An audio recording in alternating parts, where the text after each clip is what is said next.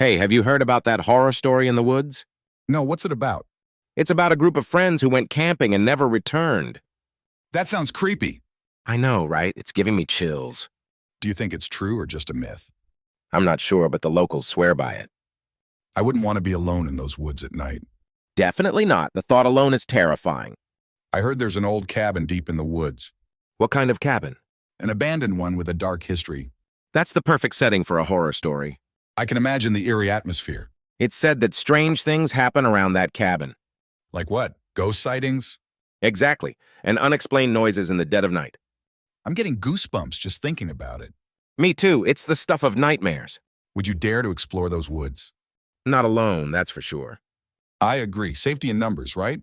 Definitely. Let's stick together if we ever venture into the woods.